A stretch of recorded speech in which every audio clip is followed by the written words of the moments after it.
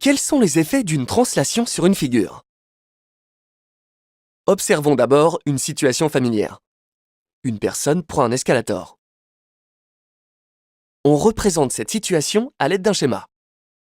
Et on suppose que la personne reste immobile entre le moment où elle monte sur l'escalator et le moment où elle arrive en haut.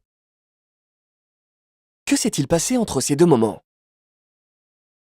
Sur ce dessin, on voit que la personne n'a pas changé. Elle n'a ni tourné, ni été déformée.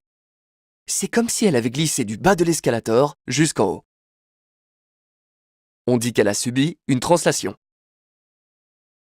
La silhouette qui représente la personne à l'arrivée est l'image par une translation de la silhouette qui représente la personne au départ. Cette image a été obtenue par un glissement. Les deux silhouettes sont superposables. Voyons maintenant comment construire le translaté d'une figure, c'est-à-dire son image par une translation. Prenons ce dessin de robot.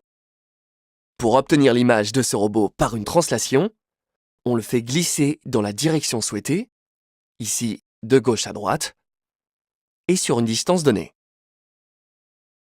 C'est comme si on tirait le robot pour le faire arriver au bout de la flèche. Le robot et son image sont superposables. Chaque point du robot a subi le même déplacement. L'image est identique à la figure initiale. Les longueurs, les angles et les aires sont conservés par translation.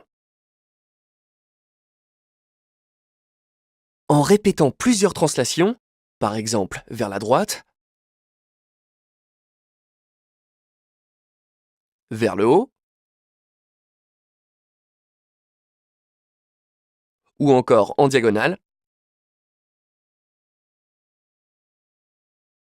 on peut obtenir un pavage.